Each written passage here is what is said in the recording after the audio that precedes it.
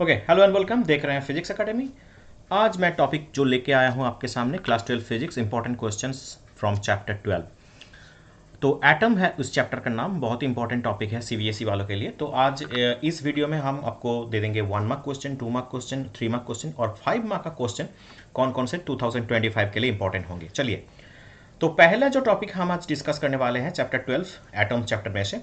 तो देखिए, जो क्वेश्चन जो यहाँ पर सेट किए गए हैं बहुत ही इंपॉर्टेंट होंगे। तो सारे क्वेश्चंस को आप कवर करके जाइएगा, क्योंकि यहाँ से क्वेश्चन आपको मिलेंगे, दैट फॉर श्योर। तो ये जो पहला क्वेश्चन दिया गया है, ये 2 लाइन ग्राफ दे दिए गए हैं, जो कि डिनोट करता है एक लैम्डा और एक 1/√v। तो इसका पोटेंशियल डिफरेंस दिया गया है particle carrying same charge with to, जो रिप्रेजेंट करता है पार्टिकल का स्मॉलर मास। उसके ऊपर आधारित एक क्वेश्चन है, देख के जाएगा। ऐसे क्वेश्चन आपको मिल सकते हैं ग्राफिकल रिप्रेजेंटेशन में। तो ये डी ब्रोगली वेवलेंथ का जो टॉपिक होता है, इसके ऊपर आधारित है ये क्वेश्चन। तो आपको डेफिनेटली ये करके जाना है। लेकिन इस चैप्टर का जो दूसरा क्वेश्चन है, देखिए, आयनाइजेशन एनर्जी का definition and definitely what is the value for hydrogen atom. बहुत बार ये आपको पूछा जा चुका है। ये आपको विभिन्न जो वेरियस जो टॉपिक मिलते हैं आपको प्रीवियस ईयर्स क्वेश्चन को आपको अगर मिलेंगे तो देखिएगा, ये बहुत ही इंपॉर्टेंट टॉपिक है, इसको अच्छे से करके जाइएगा। इसके बाद जो इंपॉर्टेंट क्वेश्चन होगा, क्वेश्चन नंबर 3 की बारी। जे write the expression of de Broglie wavelength associated with a charge particle having a charge q and mass m when it is accelerated by a potential v। तो de Broglie wavelength का जो definitely वो जो expression लिखने को दिया जाएगा, तो आपको अच्छे से ये लिखना है। और इसका जो जो भी ये आपको लिखना है, इसके ऊपर न्यूमेरिकल्स या फिर कुछ अदर क्वेश्चन अगर आए तो उसको भी आप करके जाइएगा। Question number 4, an electron and alpha particle have same D Broglie wavelength. ये बहुत इंपॉर्टेंट है। इलेक्ट्रॉन और ये अल्फा पार्टिकल का जो है, ये अल्फा पार्टिकल मतलब हीलियम न्यूक्लियस के बताया गया है यहाँ पर। डी ब्रोगली वेवलेंथ सेम है associated with them. How the kinetic energy related to each other. इसका काइनेटिक एनर्जी जो है, इसका रेशियो निकालना है, उसका रिलेशन बताना है। तो इसका भी ये इंपॉर्टेंट क्वेश्चन रहेगा। क्वेश्चन नंबर 4 बहुत ही इंपॉर्टेंट रहेगा, तो आपको ये भी देख के जाना है। क्वेश्चन नंबर 5 की बारी। The ratio of the radius of orbit of corresponding first excited state to the ground excited state of hydrogen atom. Question number 5 भी बहुत इंपॉर्टेंट टॉपिक होगा। ये 4 जो 5 मैंने शॉर्ट क्वेश्चन दिए हैं, इसी में आपको इंपॉर्टेंट जो मिल जाएगा 2025। बहुत ही चांस हाई रहता है कि इसमें से क्वेश्चन आपको देखने को मिले। अब 2 मार्क की क्वेश्चन की बारी। 2 मार्क में पहला जो क्वेश्चन है, an alpha particle and a proton are accelerated rest by a same potential, find the de Broglie wavelength ratio. देखिए, ये यहाँ पर एक अल्फा पार्टिकल दिया गया है और एक प्रोटॉन दिया गया है। उसका जो सेम पोटेंशियल में है दोनों, उसका रेशियो निकालने को बोला है डी ब्रोगली वेवलेंथ का। डी ब्रोगली वेवलेंथ जो है उसका फॉर्मूला यूज कीजिएगा।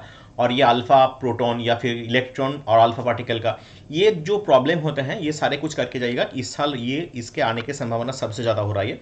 तो 2025 का जो स्टूडेंट है, तो आप जरूर देख के जाइएगा ये। नेक्स्ट जो क्वेश्चन बताया गया, using Rutherford model of atom derive an expression for the total energy of electron in a hydrogen atom. Hydrogen atom का जो टोटल एनर्जी का जो एक्सप्रेशन होता है ना, और रदरफोर्ड एटम मॉडल का, उसको एक्सप्रेशन लिखना है। और डेफिनेटली इसका सिग्निफिकेंस क्या लिखना है, total negative energy possessed by the electron. ये जो सिग्निफिकेंस होता है, सिग्निफिकेंस 1 मार्क एडिशन में मिलता है। मान लीजिए 2 मार्क का क्वेश्चन है, 1+1 ऐसे आएगा। तो दोनों मार्क्स के लिए आपको सिग्निफिकेंस भी जरूर लिखना होगा। नंबर 8 जो रेड वाला क्वेश्चन है, बहुत ही इंपॉर्टेंट होगा। देखिए, बोर पोस्टुलेट्स लिखने को बोला जाएगा। एटॉमिक मॉडल का जो बोर पोस्टुलेट्स होता है, तीन पोस्टुलेट्स होता है, वो आप जरूर लिख के आइएगा। उसके साथ जो nth ऑर्बिट में जो इलेक्ट्रॉन रेडियस में घूमता रहता है, उसका एक्सप्रेशन लिखने को देगा।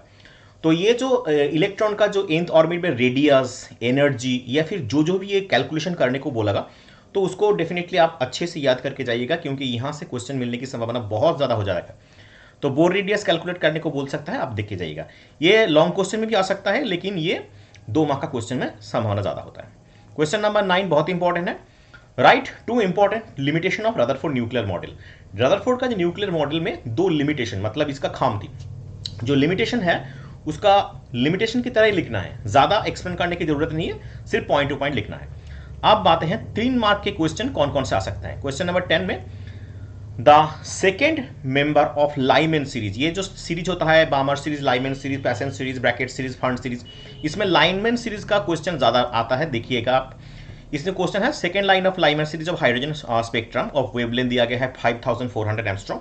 इसका क्या कैलकुलेट करना है, find the wavelength of the member. इसका वेवलेंथ कैलकुलेट करने को बोला है, तो इसको भी देख के जाएगा। ऐसे क्वेश्चन पास पाने की संभावना बहुत ज्यादा बढ़ जाती है। Draw a systematic arrangement of Geiger-Marsden experiment and how did the scattering of an alpha particle by a thin foil of gold provided an important way to determine the upper limit of the size to size by the nucleus. Explain करने को दे सकता है 3 mark का question, जो Geiger Marsden का experiment हो उसका वो थोड़ा समरी करके लिखिएगा, ज़्यादा लिखने की जरूरत नहीं, पॉइंट टू पॉइंट लिख दीजिएगा, इसको आपको नंबर मिल जाएगा। इसके बाद एक ग्राफिकल रिप्रेजेंटेशन दे सकता है, draw a plot showing the variation of binding energy per nucleon to mass number. ये स्टैंडर्ड क्वेश्चन होगा, 12 नंबर क्वेश्चन, बहुत ही इंपॉर्टेंट हो सकता है वीवीआई क्वेश्चन। ये ग्राफिकल रिप्रेजेंटेशन बहुत बार पूछा जा चुका है, तो आपको एक बार अच्छे से इसको देख के जाना है। और इसका एनर्जी जो निकलता है यहाँ के जो फ्यूजन और फिशन में, उसको एक्सप्लेन भी करना है, कैसे एनर्जी मास नंबर के ऊपर डिपेंड करता है, इसको अच्छे से एक्सप्लेन कीजिएगा। Question number 13, de Broglie hypothesis को लिखने दे सकता है, इसका सुटेबल डायग्राम। और बोर सेकंड जो दूसरा जो पोस्टुलेट्स होता है क्वांटाइजेशन ऑफ एनर्जी लेवल का हार्डियन एटम के ऊपर, वो भी देख सकता है।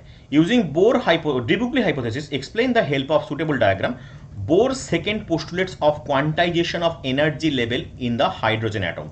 ये भी अच्छा क्वेश्चन है, 3 मार्क का क्वेश्चन है, अच्छे से आपको देख के जाइएगा।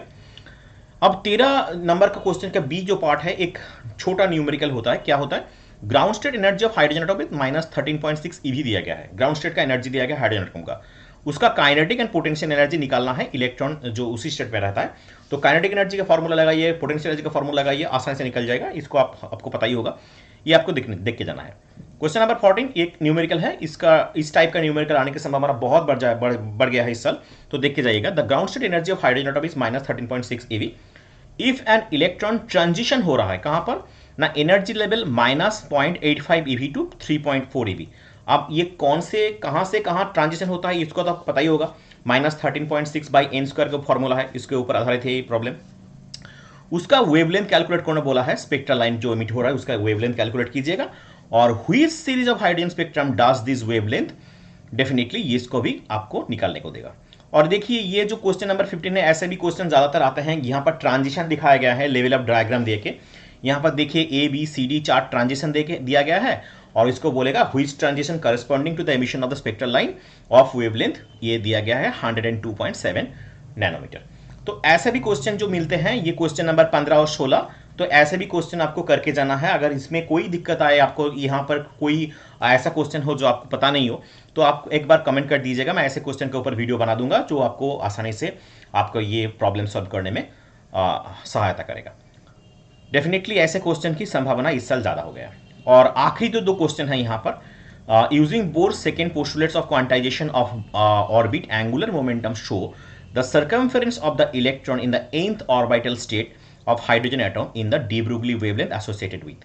ये भी करके जाना है। उसके साथ और एक क्वेश्चन दिया गया है, the electron in a hydrogen atom initially at the 3rd excited state. ये अच्छे से देखिएगा, कहां पर दिया गया, 3rd एक्साइटेड स्टेट में। What is the number of spectral line which can be emitted when the finally move to a ground state? मतलब 3rd एक्साइटेड स्टेट पे ग्राउंड स्टेट में आ रहा है, तो इसमें maximum number of spectral line जो है कितना एमिट हो सकता है, इसको आपको कैलकुलेशन करके बताना है और दिखाना भी है। तो ऐसे क्वेश्चन जो आपको बन सकते हैं इस चैप्टर में से, आपको अच्छे से करके जाना है। ये चैप्टर नंबर 12 था। एटम चैप्टर में से जितने भी क्वेश्चन बन सकते थे, जितने भी इंपॉर्टेंट क्वेश्चन हो सकते थे, 1 मार्क, 2 मार्क, 3 मार्क, 5 मार्क को क्वेश्चन, तो सभी मैंने इंपॉर्टेंट क्वेश्चन आपको यहाँ पर दे दिया है। अगर इसमें कोई दिक्कत आए या फिर ऐसा कोई क्वेश्चन हो जो आपको पता ना हो या फिर आपका सोल्यूशन यहाँ पर चाहिए होगा, तो ज़रूर कमेंट बॉक्स में कमेंट कर दीजिएगा, मैं यहाँ से आपको वीडियो बना के दे दूंगा। चलिए दिखाई देते हैं दूसरे वीडियो में। इसके बाद न्यूक्लियर चैप्टर आने वाला है। न्यूक्लियर चैप्टर में से सिलेक्टेड क्वेश्चन हम बताएंगे, 1 मार्क, 2 मार्क, 3 मार्क और 5 मार्क का क्वेश्चन कौन कौन से बन सकते हैं उस चैप्टर में से। तब तक के लिए लाइक और सब्सक्राइब जरूर कीजिएगा। Thank you, bye.